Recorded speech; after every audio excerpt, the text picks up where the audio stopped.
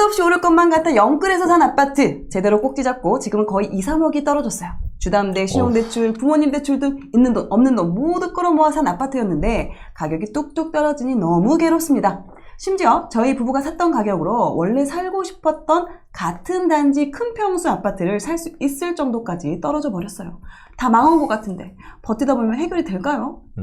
답도 없는 이 상황에서 벗어날 수 있게 월부에서 도와주세요. 4인 가족이 살기엔 25평 아파트는 턱없이 빡빡할 것 같습니다.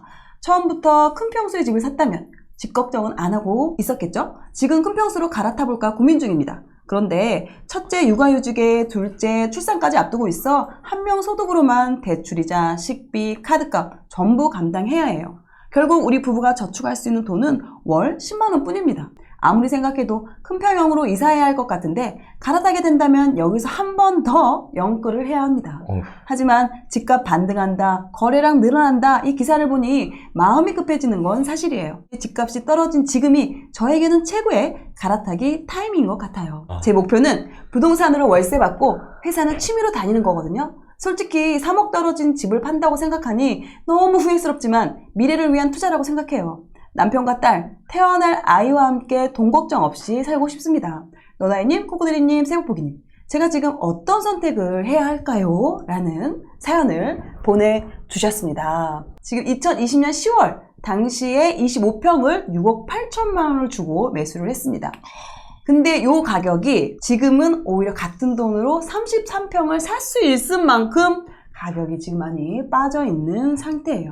그러면 물론 내 집값이 많이 빠져서 속상하긴 하지만 또 한편으로는 갈아타기의 기회가 아닐까라는 생각이 들기도 하고 아니면 좀 더 기다려볼까 라는 생각이 드시는 것 같습니다. 갈아타기 할까요 말까요? 이게 첫 번째 고민이시고요. 두 번째 고민은요. 저는 월세 받으면서 사는 게 꿈이라서 최근에 오피스텔을 보고 왔습니다. 근데 이 본 매물이 평소 거래되는 가격보다 500에서 1000만 원 정도 지금 싸게 나온 금매라고 하는데요. 요거 투자해도 괜찮을까요? 이 사연자분이 지금 사시는 곳이 세종이잖아요. 그래서 저희가 세종을 한번 간단하게 말씀을 드리고 그 다음에 사연으로 좀 들어가도록 하겠습니다. 네. 세종 지도 보면서 설명해 주나요? 네. 좋아요. 갈까요? 네. 세종이라고 하는 곳이 사실 대전이랑 여기 대전 이렇게 있잖아요. 대전, 세종, 그리고 여기도 청주가 이렇게 위에 있어요. 그래서 이거를 대청세라고 하거든요. 사실상 이 대전과 청주와 세종이 같은 그 생활 권역이고요. 이 청주와 세종은 한 20분 정도밖에 거리가 안 되고 세종도 역시 대전과 굉장히 거리가 가깝기 때문에 사실상 한 생활권입니다. 좀 더 자세히 보면은 세종 같은 경우에는 생활권이라고 이렇게 나뉘거든요. 1생활권부터 6생활권까지 있습니다. 그래서 1생, 2생, 3생, 4생, 5생, 6생 이렇게 지금 나뉘어져 있거든요. 가장 먼저 만들어진 곳은 여기 천마을이라고 해가지고 정말 제일 처음 만들어서 천마을이라고 되어 있고요. 이 천마을이 제일 먼저 만들어졌고 그 다음에 1생, 1생이 있고요. 바로 옆에 이쪽이 2생입니다. 2생이 여기까지가 이렇게 있고요. 제일 여러분들이 잘 아시는 1청사랑 2청사가 이렇게 두 개가 있습니다. 그리고 여기가 3생, 4생, 여기 아직 지금 개발이 좀 자세히 보면은 이렇게 나와 있을 거예요. 여기가 5생이고요. 그리고 여기가 6생입니다. 6생에서 일부는 개발이 돼 있어요. 이게 정부 종합청사 있잖아요. 그리고 여기에 또 상업시설이 다 이렇게 몰려 있거든요. 여기 다 상업시설입니다. 그리고 여기가 지금 BRT 이렇게 라인이거든요. 이 BRT가 요 이제 대전과 이렇게 연결이 돼 있어요. 대전과 연결된 쪽이어가지고 뭐 대전역에서 가기도 하고 뭐 오송역에서 오기도 합니다만은 어쨌든 여기가 아까 말씀드린 대로 위성 도시이기 때문에 대전과 그 출퇴근하시는 분 되게 많거든요. 맞아요, 네. 그래서 BRT가 생각보다 되게 활성화돼 있고 따라서 얼마나 이 정부 종합청사의 접근성이 좋으냐 그리고 여기에 또 상업시설이 다 이렇게 몰려 있거든요. 여기 다 상업시설입니다. 상업시설이 몰려있기 때문에 BRT 노선 그리고 1, 2청사에 얼마나 접근성이 좋냐에 따라서 입지가 좋다고 볼 수 있어요. 그래서 여기가 지금 이제 세롬동이거든요. 이 세롬마을이 가장 사람들이 선호하는 아파트, 제일 좋은 아파트고요. 9평, 84 기준으로 한 9억 5천 정도가 지금 가장 싼 금액이고요. 뭐 여기 아까 제일 먼저 생겼다고 한 천마을이나 여기 이제 고운동 요쪽이 한 4억 5천에서 5억 정도 수준을 합니다.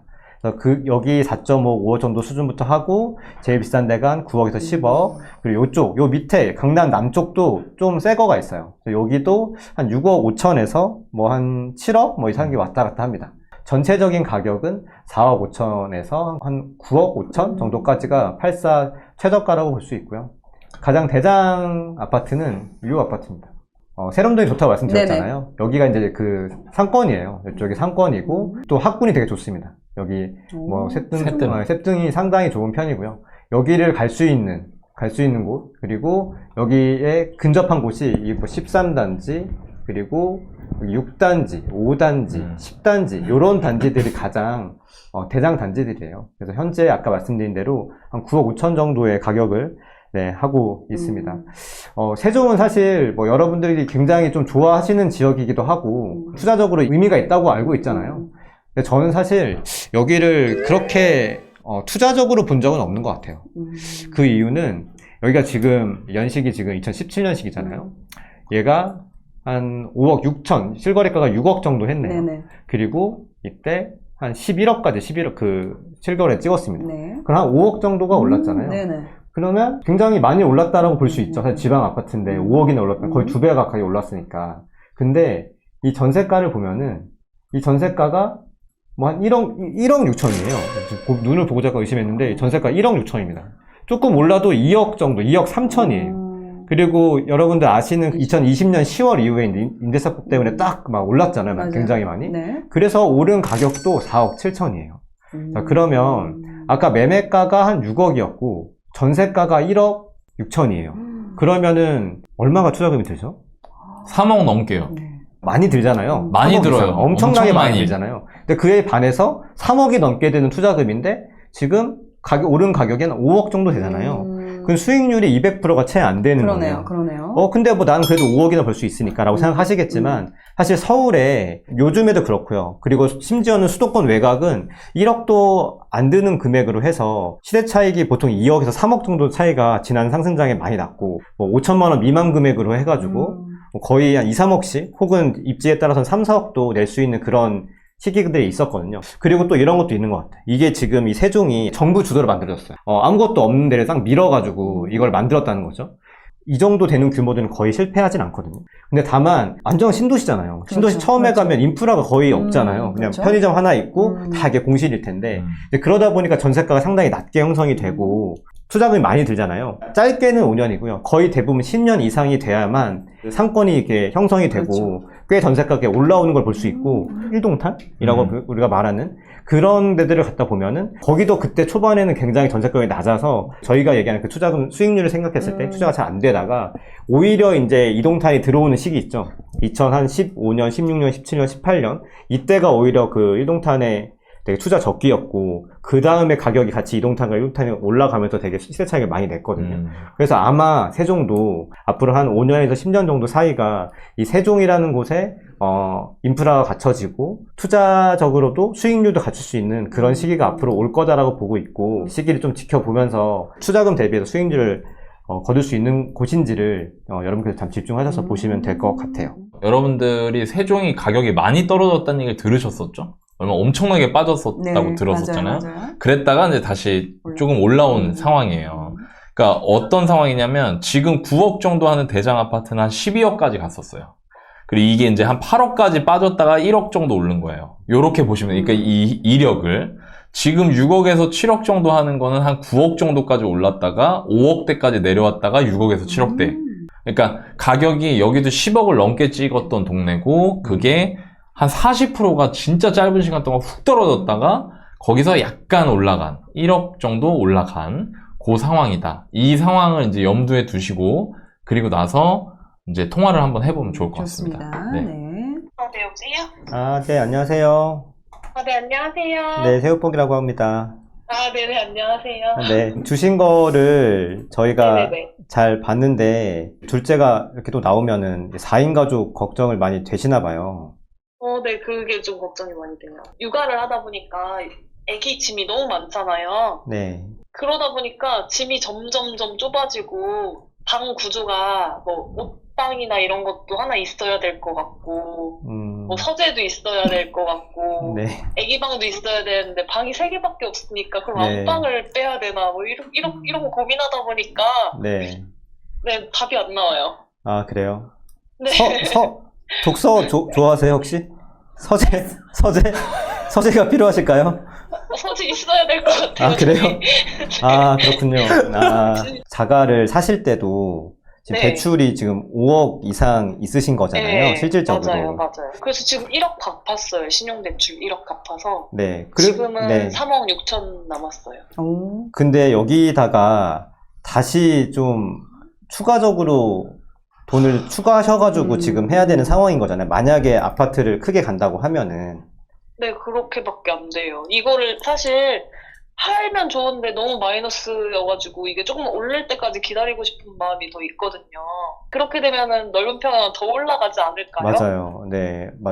그러니까 답이 안 나와요. 네. 되게 심플해요. 저는 항상 이런 거 할 때마다 아주 네. 간단하게 그냥 말씀을 드리는 편이고, 네. 대출을 조금 줄여야 돼, 아주 필연적인 상황이 있다고 생각되거든요. 근데 제가, 예.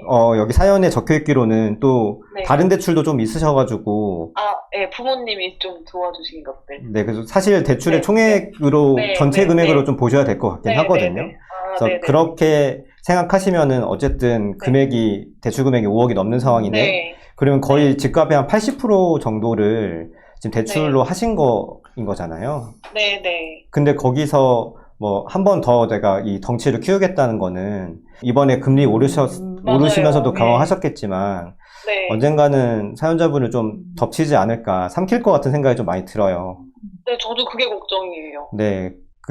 걱정이시죠? 네. 걱정만 지금 너무 많아가지고. 아, 그래요? 그럼 우리가 같은 걱정을 하고 있는 것 같으니까 이 네. 걱정을 같이 한번 해소해 보면은 새뜸마을이 너무 다 좋잖아요. 뭐 네. 상권도 가깝고 학군도 좋고 다 좋고 거기 서재가 있을지도 모르죠. 하지만 네. 대출을 아주 급속도로 줄여야 된다고 저는 생각하고 있고 네. 게다가 지금 그 아이가 또 나오면은 또 외벌이로 다시 전환을 하시잖아요. 네, 맞아요. 네. 그렇게 되면 실질적으로 그 연에 저축할 수 있는 금액도 2천 정도밖에 안 되는 상황이기 때문에 만약에 설령 잘 샀다 하더라도 그러면 그 다음에 또 가처분 수익이 또 줄어들잖아요. 대출이 너무 커가지고. 네, 그렇게 네. 되면 우리가 그 사연자분께서 말씀하시는 그 월세 받고 뭐 이렇게 투자하고 친지처럼 다니는 게 조금 어렵지 않을까 생각이 좀 들어요. 그러면 지금 집값 하지 말고 대출을 먼저 줄이고 그냥 일단은 여기 계속 살아인 거죠. 네, 서재는 조금 네. 다음에 네. 하시면 좋을 것 같고, 네. 언제까지 그럼 줄여야 되냐라고 이제 궁금하실 수 네, 네, 있는데, 일단 네. 기본적으로 저는 월급에서, 네. 예를 들어서 월급이 100만 원이라고 하면, 생활비랑 이자가 50% 미만으로 떨어졌을 때, 대출이랑 생활비랑 다 해서 50% 미만일 때요? 네, 떨어졌을 때, 네, 그래야지 네, 네, 이제 네. 사연자분께서 원하시는 투자가 네. 가능하잖아요.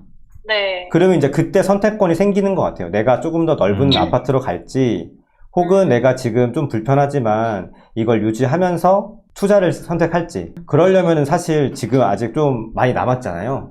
네, 맞아요. 네, 그렇기 때문에 그런 선택은 좀 나중에 하시는 게 좋을 것 같습니다.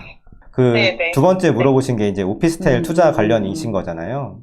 오피스텔은 어떠세요? 지금 제가 첫 번째 말씀드린 거를 만약에 적용한다고 하면 오피스텔 네. 투자가 가능할까요?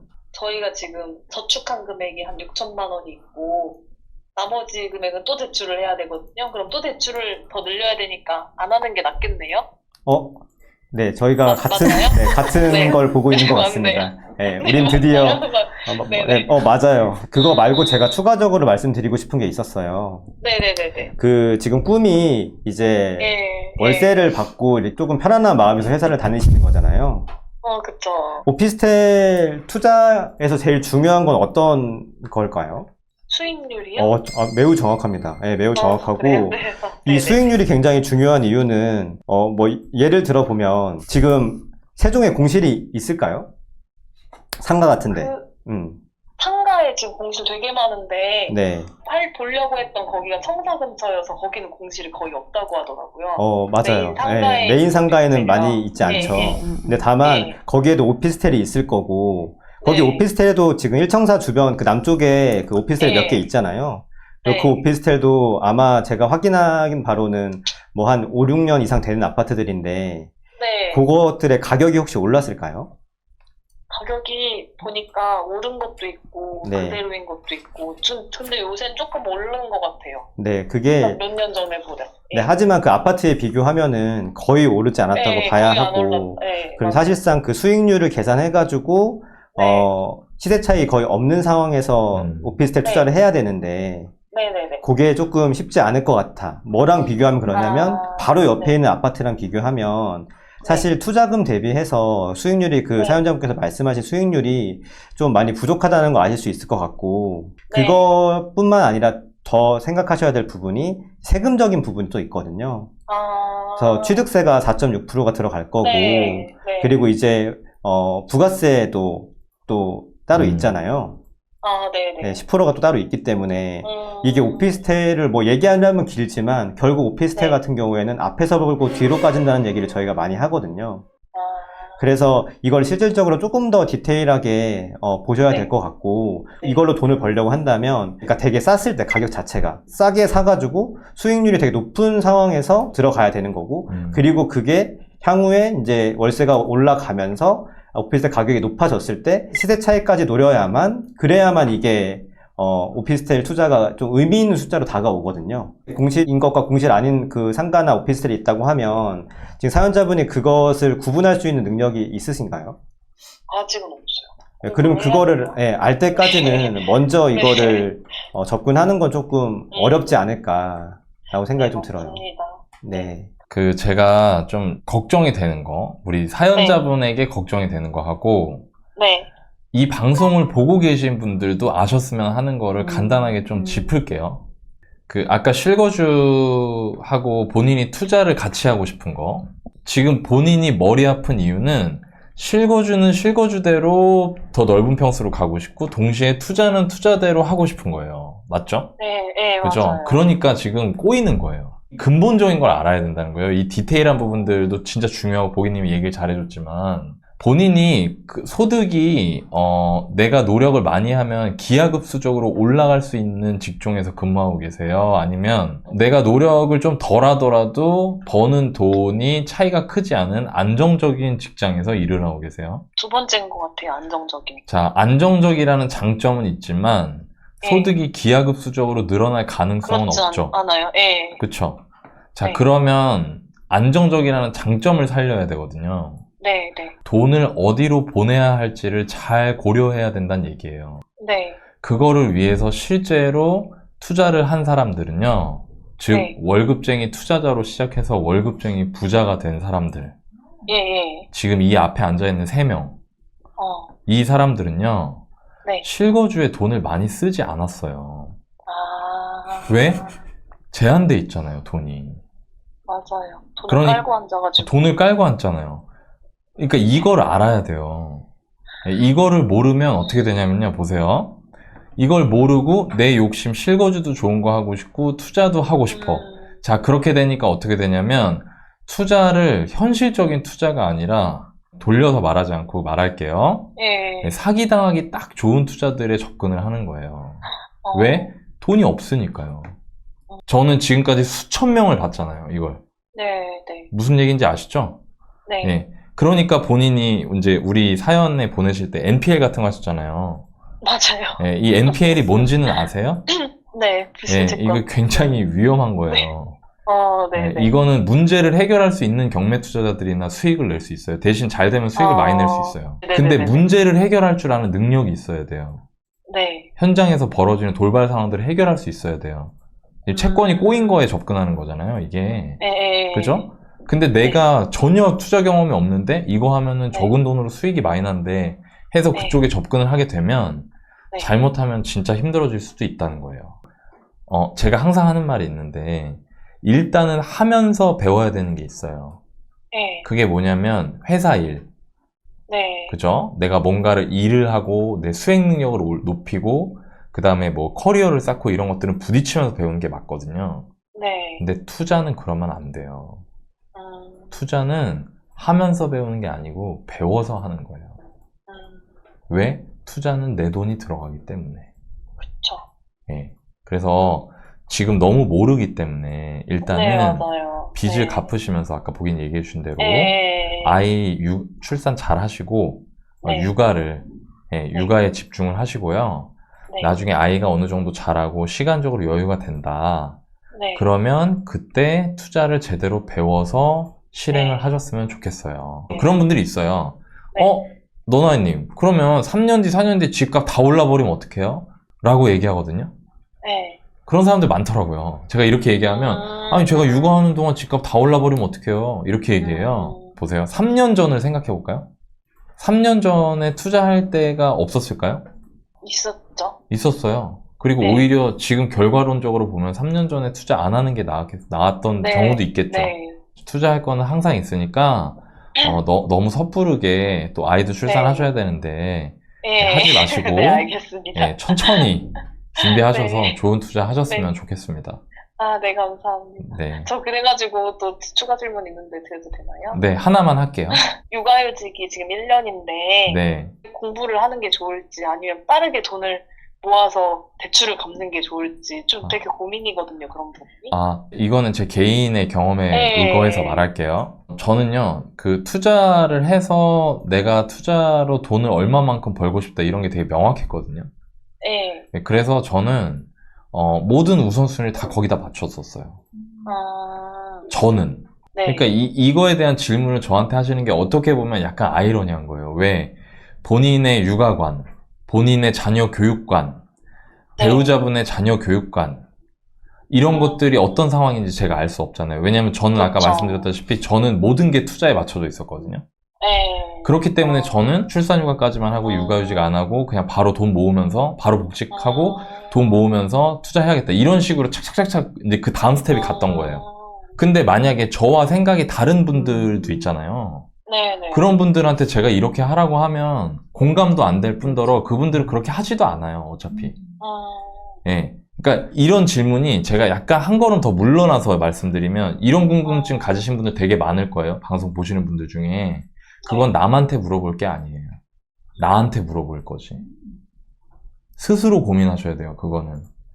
근데 전 이렇게 대답할 수 있다는 거예요. 당신의 목표가 당신의 인생이 투자의 진심이라면 투자를 하는 거를 가장 우선순위로 놓고 모든 것을 결정하라. 근데 그렇다면 네. 빨리 복직하는 게 맞다? 그렇죠. 거예요? 당연하죠. 돈 돈 빨리 벌어야지. 모으는 게? 예, 돈 벌고 빨리 빚 갚아야죠. 근데 나는 그게 아니다. 네네. 우리 배우자도 네. 그게 아니다. 네. 그러면 천천히 가는 걸 감수하고라도 아이를 네. 잘 출산하시고 육아를 시작하시는 거에 집중하시는 게 맞는 거예요. 예, 정답은 저한테 구하실 문제가 아닙니다. 이런 건. 우리나라 사람들은 네, 답을 네. 너무 남한테 구하려고 하는 게 있거든요. 맞아요. 예, 네. 그래서 제가 기준을 드릴게요. 본인 스스로 결정해보세요. 네, 알겠습니다. 아셨죠? 네네, 네. 감사합니다. 답이 된것 저희한테 같아요. 이 사연 보내주신 게 너무너무 잘하신 것 같아요. 제 육아휴직에 대해서 잠깐 조금만 제가 말씀을 드리자면, 전 이제 네. 경험자니까 이제 출산을 네. 했고, 애를 이제 둘 낳았고 하면서, 초창기에는 3개월만 출산휴가를 쓰고 바로 복직을 했었거든요. 그때는 돈을 네. 모아야겠다는 생각이 좀 강해서. 그때는 뭐 투자를 했던 건 아니었는데, 뭐 휴직을 할 수 있는 상황이 아니었어요. 근데, 투자에 정말 진심이었던 때가 있었거든요. 그때는 일부러 육아휴직을 더 썼어요. 일부러 육아휴직을 써가지고 시간을 확보해야 된다. 네. 물론, 그러니까 이거를 얻는 것과 잃는 거를 구분을 잘해야지. 구분을 하셔야 돼요. 얻는 네. 거는 내가 시간 확보를 하면서 이제 투자 공부할 수 있는 그런 시간을 확보할 수 있다라는 네. 거고, 네. 잃는 네. 거는 그만큼 내가 급여적인 부분이 줄어들면서 네. 종잣돈을 모으는 게 줄어들 수 네. 있다라는 거. 그러니까 그 둘 중에서 하나를 선택했을 때 나는 그럼에도 투자에 더 해보고 싶다. 시간을 좀 더 투자하고 싶다. 라고 한다면 이제 육아휴직을 활용할 수 있는 부분인 거고, 근데 네. 지금 사연자분하고 저하고 약간 달랐던 부분은 저는 그래도 아이들이 약간 큰 상태에서 육아휴직을 썼어요.